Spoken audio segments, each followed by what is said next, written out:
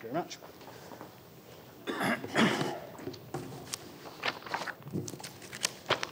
Hello everyone, thank you very much for the opportunity to present today on the draft long-term plan from Christchurch City Council.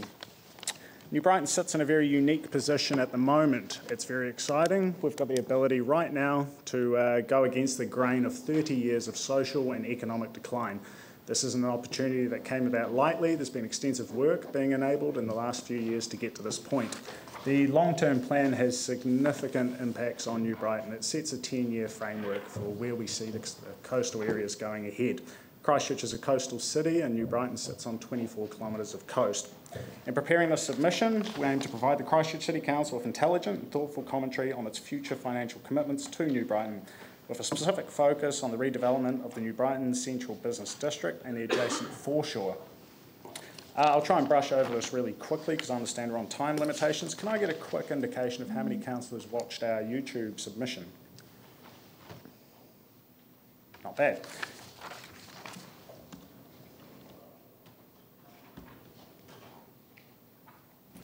In the summary of our submission, we looked at a staged development process for New Brighton. There isn't a single project that's going to come out of the LTP that will move New Brighton ahead. What we are looking for is a framework of public expenditure year by year that allows us a framework for private industry to develop and partner into.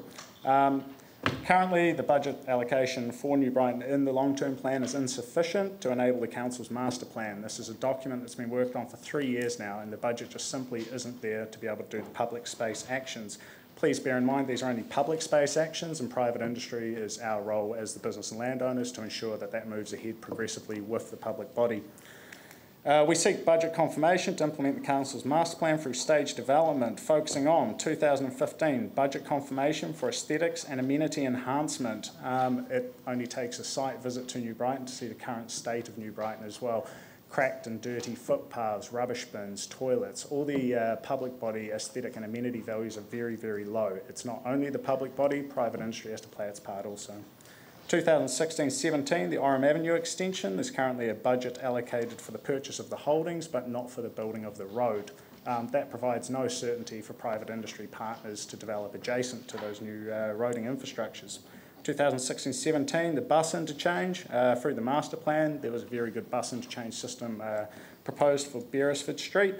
$104,000 for new bus shelters is quite far apart from what's been proposed in the plan as well, bearing in mind that New Brighton is a key activity centre through the land use recovery plan also. 2017-18, shared space and marine parade. This is a natural progression after the Oram Ave extension. You create a new north-south tangent for New Brighton rather than east-west, and also retracts the business district out of the flood zone. 2018-19, redevelopment of the pedestrian mall. If anybody's been to Rotorua recently, the Eat Street concept up there, which was a public space action, has worked incredibly well to partner with private industry. The reason we're putting it in 18-19 is it gives us lead-in time to work on the commercial properties adjacent to that public space also.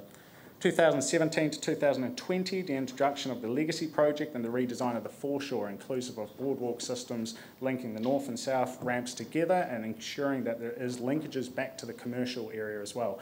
The pier, when it was first built, there's been a government review as to why that didn't work as a catalyst for private industry development, and it was approached in isolation, that project. 2016-2020, general streetscape upgrades. New Brighton has suffered 30 years of social and economic decline, as I've indicated earlier, and there's a lot of public spaces that are very, very low in amenity value currently. We seek that Christchurch City Council acknowledges New Brighton's place as a key activity centre and ensures that the budget allowance for the suburb reflects the visions of both the community, business and residential. Certainty of investment in New Brighton will provide a framework for private industry confidence and investment.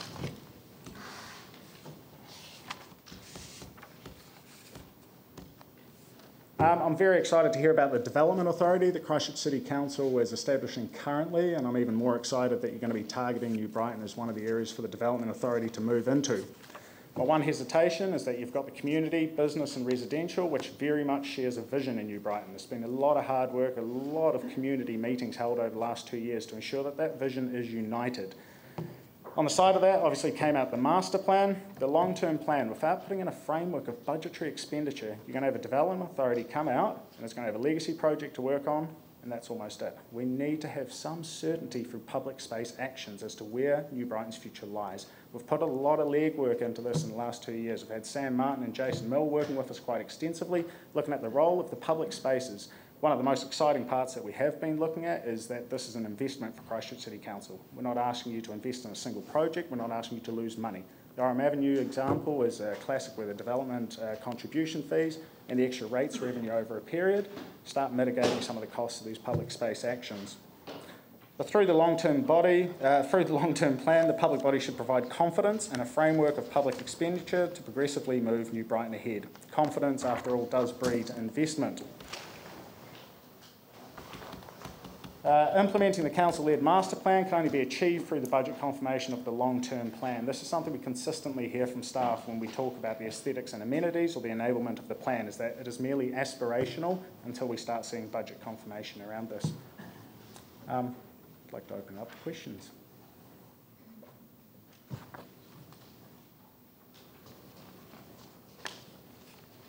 Oh, sorry. Go for it. Questions. I apologise. No, I thought you were going to go to another slide, and I could carry on for a wee while, but it might soak up too much time. Look, let's start with the probably the obvious, which is that probably maybe 4,000, maybe 5,000 properties have been red zoned in the immediate vicinity of New Brighton. Mm-hmm. And when you don't have people living somewhere, then your doctor can't stay, your dentist can't stay, your pharmacy can't stay, you know, like, so undermining the services in a key activity centre without addressing the residents who are going to be living there. I mean, where does this come into the thinking in terms of what we can do around the future of New Brighton? It's absolutely huge. Similar to the days of Saturday trading when there was a loss of the monopoly over trade, the residential loss and the potential future residential loss is obviously a major, major component to the commercial district in New Brighton. We need to change tangent. A part of New Brighton is always going to be a service-based area for the local catchment area. At the moment, we've got 16,500 residents, bump it up to 24,000 if you extend that catchment a wee bit. The future in New Brighton must accommodate things such as tourism. We've got to multi-layer the economy. Yeah, but they don't go to the doctor. They don't go to the dentist, you know. So how do you get the core critical, you know, sort of community infrastructure embedded in that environment? I mean, I understand the doctor's gone. So, I mean, going. The doctor, no. Yeah, Doctor's but anyway, staying, the point that I'm making is that unless you've got core critical mass in terms of people who live there, then you can't replace it with tourists. No, obviously not. But we still have an active catchment in New Brighton. There's still 16,500 residents within our catchment zone. So we haven't lost all of our residents. We've lost a portion of them, and I understand that. There's been a doctor closure already. The doctor that is there is staying there. The pharmacy that is there is staying there. We've had a retraction of some of the banking services over time as well. But we need to continually adapt and change this. We're introducing extra residential into the commercial district as well. So we've got the apartment complex, which is in resource consent currently. That's another 52 apartments into New Brighton. So we are looking at that intensification around the commercial district, which will underhinge some of those core services. But we can't fight against the red zoning decisions or the loss of catchment. We understand that. But no, it's not fighting against. It's just how do you... I mean, it's a question of factoring it in. But no, I mean, I don't think there's anyone around the table that doesn't agree that this is an area, an important area of our city that needs a special focus. Raf. Yeah, thanks, Paul, for that. I was out in New Brighton last week meeting the pools team, and yeah, couldn't believe the state of the place. Really, I was stunned.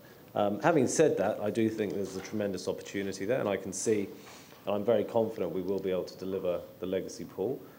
What I'm quite keen to do is actually make sure we do everything at the same time in a planned way, and I think the development Christchurch will be able to do that. Great. So, you know, we've got the pool, which obviously includes the special whale pool and playground area, and there's a bit of money on budget for that, I think, a few years out, so we need to sort of pull that in. The Orem Avenue shift and basic pedestrianising that front piece, is that right? You've got a budget to buy the property, but not to build the road, from my understanding. Yeah, okay, so we need to do that. But I think the key thing is to do all of this wrapped up together in Right. one place. I agree. I just want to make sure that the community is on board with that, because obviously I've been speaking to John and Eleanor, so they're all part of that same process. So I'm already speaking to potential investors and owners of that pool. So I think with the support of the community, we can start to get on with that. Yeah, and this is something we've been talking quite extensively about, is not looking at an individual project. New Brighton as a whole is the project. Yeah, and that's something, that's why what we've put forward with this is stage development, but it's all partnered in together. There isn't a single step in there that's coming out of left field that doesn't yield in that bigger picture either. I think the one other bit I think we need, and it is mentioned in here, and that's transport. So we need a decent bus service basically going from the library into town. The new bus services have definitely decimated some of the capability of the area. Yeah. And alongside that, we need a cycleway that goes from the central city to Marine Parade. I don't know what the direction is for that. Yeah, there's two different views on that. Obviously, the cycle network going through the Avon. To me, that through the residential red zone areas, to me, that's not a commuting link. That's very much tourism focused. Up Pages Road, there's a direct link up there, so the budget allowance could be there to make sure that there is appropriate cycle networks through. Cool. All right. Thanks. Yep, Yanni. Thank you. You mentioned the PIR was reviewed by government about lack of economic investment. Be really keen to get a link to that document.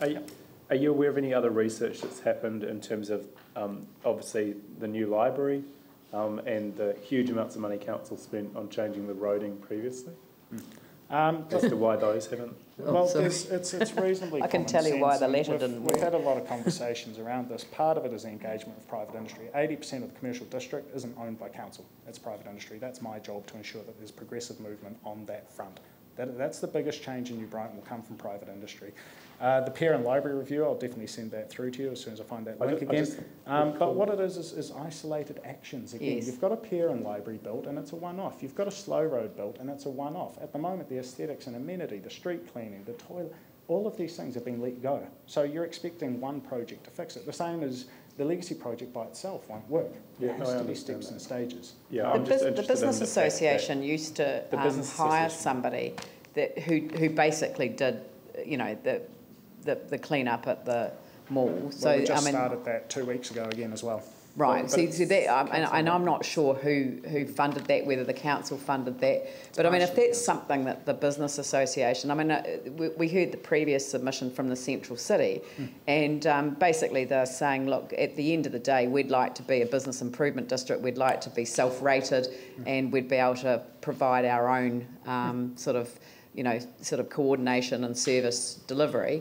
And I think that Brighton would be ideal for that approach as well. Absolutely, 100% agreed. But we've been told that the levels of service have not changed in New Brighton post-earthquake. They are getting the same levels of service as per our contract. And that's assuming that it was good before. And given that my office was out there at the time, I can confirm what Paul's told us. I mean, it is a terrible state, but it actually got into that state when the Business Association stopped hiring. Now, and as soon as that guy left, it's terrible that I can't remember his name. Les. As soon as Les left, the standard fell dramatically. Now, what Paul's done, and I kind of want to put this on the record, is that Paul is the first person who's actually brought together the businesses and the landowners, because they're not the same people. And note, the Business Association, prior to Paul coming on board with the Business and Landowners Association, never talked to each other, and you couldn't get the multiple owners into a room at one time. And look, I just want to kind of say all credit to you, Paul. I know that there was a lot of disappointment in relation to the LTP. I guess in many respects it wasn't our intention. We've certainly received your submission. You saw a number of councillors have actually seen your video presentation, and I know that a lot of people heard your Mayor in the Chair. I wasn't here for that, but I heard that it was interesting, and the message has been received and well understood, and we're going to be looking for ways of making this work. I'm going to have to, and I know that I've kind of sidetracked, but Tim. Well, thank you, Paul. We talk historically about Saturday trading. We've got 7-day trading now. We've got ATM machines because it used to be the only place on a Saturday where banks were open. You have the most beautiful library, I think, with the most beautiful view. The people of New Brighton worked very hard to get a pier. I mean, we didn't see huge numbers flocking to that. So with regards to New Brighton being a destination place, we can do it. Over the time there have been a number of variants with regards to closing roads, opening roads, slow traffic, bits and pieces, different types of playgrounds. But one of the things that I haven't heard is about the content of the retail. As an organisation, are you able to kind of get together, if you look like, say, a Dress Mart on steroids or something like that, because I don't think that's fair to I'm just answer. asking. But the point that I think, because we really do need to kind of end it there, but it's not a question of New Brighton looking for a proposition. There are thousands of people who go to the pier. Can I just quickly jump in right there throughout, and the problem is they don't cross the road. So the pier has been an attraction. There is no question about that. But people don't cross the road and come into New Brighton. I'll quickly jump on that as well, just for 2 seconds, please. The pier by itself works as an entity, brilliantly. Yep. It doesn't do the job of the retail. Correct. So our role is much, much deeper than merely looking at the public expenditure, property amalgamation, future use of holdings, etc., etc. New Brighton's never had as many blank slates as what it does now either. So yep. What we are doing is progressively working through those different property ownership titles, ensuring that positive investment moves into the village and that it's underpinned by the right retail and hospitality offerings as well. So this isn't starting at point zero. We started 2 years ago. That was point zero for us. So the events calendar over the last summer was ginormous, and we feed off the back of that. There's been retrofitted buildings already occurring and a progression of businesses that are moving ahead. So it's all part of that stage development. We need a run-in time as well. If we landed all of this in 1 year, it wouldn't work. We need time to introduce positive retail and hospitality to the area. Yeah, but there are a range of issues that need to be taken into account, and I think that we'll be working with you quite closely on this, because as you say, it doesn't all have to be delivered in year one, but there does have to be a strategic series of steps that are taken to really create New Brighton as the key activity centre, which it is identified in the alert to be. So thank you very much. But we do Thank need you a very much. Very good. Right, New Zealand Manufacturers and Exporters Association.